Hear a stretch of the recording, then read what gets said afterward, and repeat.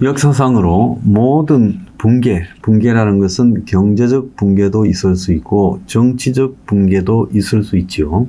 그래서 이 붕괴 때는 징조가 나옵니다. 임진왜란이 있던 1492년입니까? 그때도 일본에서 새로운 권력자가 이전과는 다른 일본의 이 다이미오들을 통합하면서 이 최고의 막부로 등극했다. 그게 도요토미 히데요시 아닙니까? 그래서 도요토미 히데요시라는 사람이 일본을 갖다가 완전히 통일했다. 원래 일본이라는 것은 봉건제 하에서 지역이 뿔뿔이 흩어져 있고 형식적으로 이제 천황이 있고 가끔씩 실력자가 나왔지만은 그거하고는 다른 완전히 이 번에 다이묘들을 자기 밑에 거느리는 막부가 강력하게 등장했다. 그것은 반드시 외부로 침략한다라는 신호였습니다. 그래서 한국은 탐지한다고 황윤길하고 김성희를 보내놓고도 보고도 제대로 탐지를 못했어요. 자, 그래서 당시 황윤길이 그 사람 관상을 보니까 그러겠더라 했는데 그것도 정확한 이야기는 아니지요. 논리적으로 말을 했어야 된다라고 저는 보고 있습니다. 그래서 침략을 당했고 죽을 고생을 했어요. 프랑스 대혁명이 일어나던 1789년에 보면 당시 프랑스 정부의 재정이 방만하게 집행이 되어서 왕실이 빚더미에 올라앉았고 왕실에 돈을 빌려준 부자들이 왕실에 대해서 여러 가지 정오 혐오를 하기 시작했고 또 프랑스의 부르주아 세력들이 성장하기 시작했고 그리고 프랑스의 이민들이 프랑스의 백성들이 역대 유례 없이 가난해지는 사태, 참으로 비참한 상황에 놓이게 됐습니다. 그래서 사회적 불만이 점증하고 경제가 굉장히 어렵게 된 상황에서 혁명이라는 게 나왔는데 만약에 프랑스 경제가 그때 최악이 아니었더라면 1789년에 프랑스 대혁명이라고 마치 엄청나게 그럴싸한 한 세대가 바뀌는 대중의 봉기가 일어났을까? 저는 안 일어났을 거라고 봅니다. 결국은 배가 고프니까 들고 일어났는데 사후적으로 포장을 했다. 그럼 당시 루이 16세나 마리 앙뚜와넷은 지금 외부에서 저렇게 배가 곪고 또 재정이 파탄이 나고 그래서 상류층조차도 나를 비판하고 있다. 그러면 그런 부분에 반대되는 조치를 몇 가지만 취했더라도 혁명은 일어나지 않았을 거라는 거예요. 그러니까 항상 때를 놓치면서 징조를 무시할 때 이 세상이 바뀌는 거라는 겁니다. 대공황 때도 1930년에요. 여러 징조들이 있었습니다. 미국의 완전히 노동자들까지 전부 주식에 뛰어들고 그래서 미국의 주식 거품이 커지고 그 다음에 농사를 짓는 사람들은 땅을 뺏기고 토지 투기도 판을 치고 그러면서 정강기에 거품이 절정에 이르렀다는 거예요. 그래서 이렇게 가다가는 은행이고 뭐고 다 자빠질 건데 이렇게 가면 되느냐? 여러 경고들이 나왔지만은 무시하고 계속 가다가 터져버린 거죠. 자, IMF 때도 한국에 징조가 나왔습니다. 기업들이 매우 방만하게 외환 대출을 갖다가 받고 그리고 은행들이 당시에 정경유착이 되어서 수많은 대출들을 해줬어요. 그 당시 재벌들 상당수가 은행들 대출에 기반해서 그리고 외국에서 땡겨온 자본에 기반해서 회사를 운영하고 있었다는 거예요. 그러다가 어느 순간에 외환위기가 와버린 거죠. 미국의 2008년에 서브프라임 모기지 사태, 금융위기도 따지고 보면 1900 후반 2000년까지 미국에 벤처 거품이 있었고 벤처 거품이 꺼지니까 그걸 대신해서 주택 거품이 시작됐고 그러면서 주택 거품이 한 5년 진행되면서 곳곳에 부작용을 낳고 있었는데 그럼에도 불구하고 계속 밀고 가다가 터져버린 거죠. 그래서 우리가 이 세계 역사상의 중요한 대격변 붕괴가 시작될 때는 정권이 모른다는 거예요. 그리고 그 나라를 끌고 가는 기득권 입장에서 붕괴를 예측해서 사전에 예방한 적은 거의 없다는 겁니다. 왜냐하면 항상 이 분위기라는 것은 밀고 와요. 그래서 그 분위기에 대다수가 도취되어서 몰고 갈 때는 이 분위기가 지속될 수 있을 것 같죠. 지금 코스피 5000이라는 것도 마찬가지예요. 지금 나라 경제가 미국하고 이 경제 관계가 그들이 날 수도 있는 상황에서 코스피 5000으로 간다고 하면서 이 나라의 가장 센 사람이 이제 서학 게임이 하지 말고 동학 게임으로 돌아오라 이렇게 말을 하고 있는데 이게 참으로 웃긴다는 거예요. 오늘도 보면요. 이 와중에도 코스피가 3,450 근처에 머물고 있습니다. 이거는 국민 전부가 도박사가 됐다라고 봐야 되죠. 그래서 지금 우리 사회는 전방위로 지금 이 사회가 곧 경제적으로 붕괴되는 그런 위기가 나오고 있어요. 징조들이. 그것뿐만 아니라 이 사회의 안보적인 측면에서도 미국과의 관계가 유례없는 파탄으로 가고 있다는 걸 암시하는 일들이 계속 쌓이고 있어요. 문제는 한국의 주류 언론이, 한국의 주요 정당이나 정치인이, 한국의 위정자들이 이런 부분들을 사전에 알고 자신의 행동이나 정책 방향을 교정하지 않고 있다는 거예요.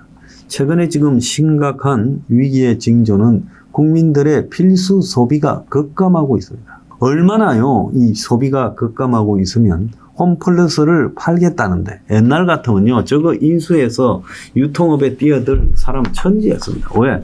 홈플러스나 이마트나 롯데마트 같은 것이 결국은요. 오늘날 한국 대중들이 대부분 식료품뿐만 아니라 집에서 필요한 여러 품목들을 거기서 사잖아요. 아마 90%가 넘게 마트에서 살 건데 이 마트 프랜차이즈를 인수할 사람이 없다라는 것은 이거는 필수 소비가 급감했다라는 걸 보여주는 거예요.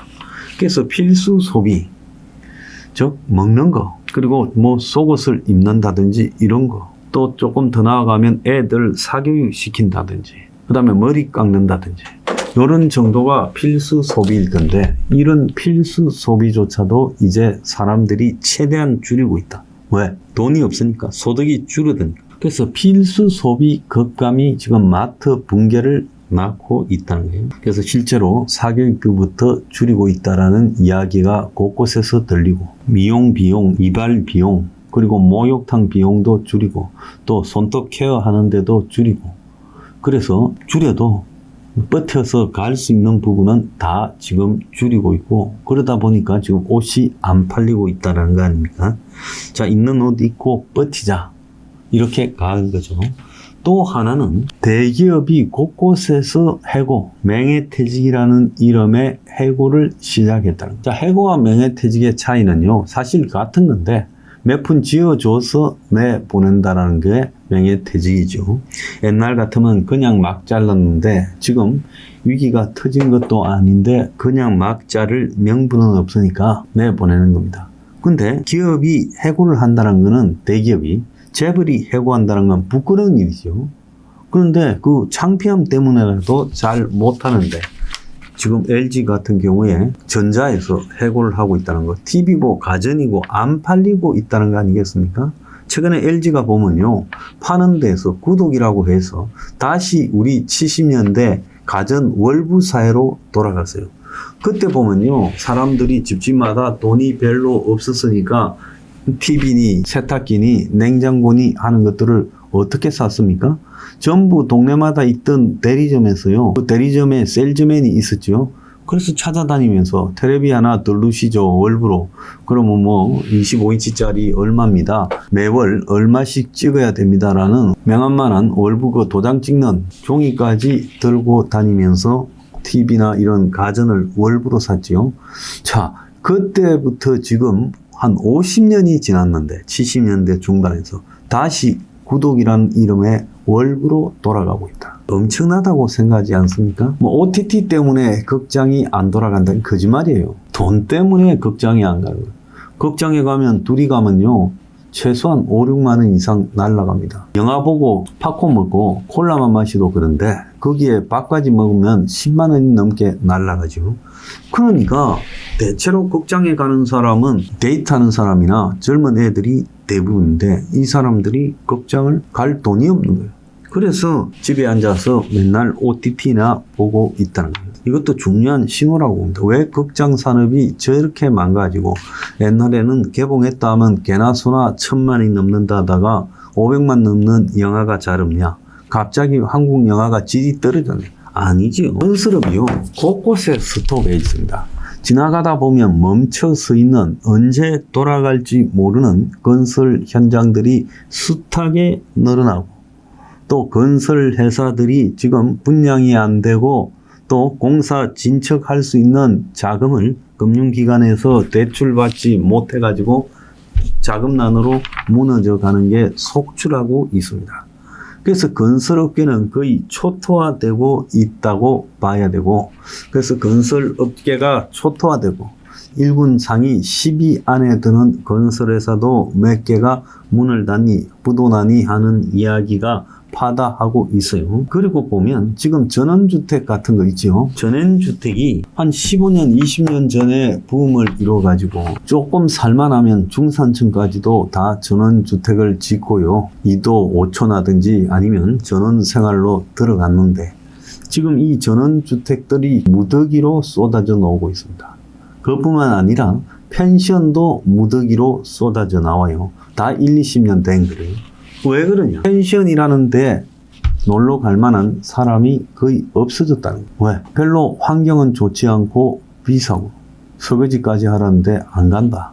그래서 펜션업이 지금 직격탄을 맞아버렸다. 전원주택 같은 경우에는 지금 여기서 계속 살다가는 집값이 거의 그냥 나중에 공짜로 가져가래도 가져갈 사람이 없겠다. 빨리 탈출하자고 지금 저 난리가 생긴 거예요. 한국 최고의 관광지가 어디입니까? 제주잖아요. 제주가 지금 전부 제주 이탈하고 있잖아요. 한때는 제주의 아파트 가격이 서귀포 인근에 서울 아파트 가격을 방불케 했는데 제주도의 아파트고 리조트고 타운하우스고 숱한 집들이 길거리로 나와 있고 경매 넘어가는 게 속출하고 있어요. 서울도 강남에서는 아직도 잠불을 떼고 있지만 주변에서 저 먼 데서부터 지금 위기가 밀려오고 있다는 겁니다. 자, 그 다음에 이 연체와 부도의 일상화. 수많은 사람이 오늘 아침에 봐도 또 1억 이하의 또 연체자들 뭐 빚 전체 탕감시켜준다 이야기가 나오는데요. 그게 소용없어요. 좀 있으면 또 빚져가지고 연체될 거다. 그래서 개인은 연체, 파산, 기업은 부도 이런 게 일상화가 되고 있다는 겁니다. 그것이 자영업자, 폐업과도 맞물려 가지고 광범위하게 나타나고 있지요. 제가 사무실로 오는 과정에 쭉 이 디지털 타운 거쳐서 오는데 1층에 비어있는 곳이 곳곳에 있어요. 그래서 전국 상권이 다 붕괴되고 있다는 겁니다. 그래서 이런 일들이 한꺼번에 나타난 적이 한 번이라도 있었습니까? IMF도요, 이런 일이 한꺼번에는 안 나타났습니다. IMF 때요, 건설회사가 막 부도났습니까? 아니잖아요. 필수 소비가 급감했습니까? 아니에요. 지금 모든 좋지 않은 징조들이 한꺼번에 다 터져 나오고 있고, 그것보다 더 심각한 거는 사회기강이 너무 붕괴되고 있다는 거예요. 그러니까 이제 가게 주인들이 당장 눈앞에 욕망에 눈이 멀어가지고 나중에 어찌 될 건지 생각하지 않고 바가지 요금을 그냥 마음대로 부른다는 거예요. 그래서 지금 곳곳에서 하루에 몇 건씩 이런 일들이 터지고 있습니다. 이거는 뭐냐면 사람이 배가 고파지니까 최소한의 양심이고 도덕도 없이 막 가는 쪽으로 나오고 있는 거예요. 지난번에 피자 먹다 프랜차이즈 살인 사건도 결국 이런 사회기강 붕괴 갈 때까지 갔다는 거죠. 자, 여기에 이제 정치 혼란이 극을 달하고 있습니다. 그래서 정치는 매일 그냥 UFC 격투기 비슷하게 가고 있고 센 자가 그야말로 약한 자들을 조리돌림하고 있어요. 그런데도 매일 굴러갑니다. 그런 현상이에요. 지정되지 않고요. 그래서 지금 대한민국에 벌어지고 있는 여러 현상을 보면 그야말로 막장까지 갔다. 대격변과 붕괴의 징조가 이루어졌다. 그렇게 생각합니다.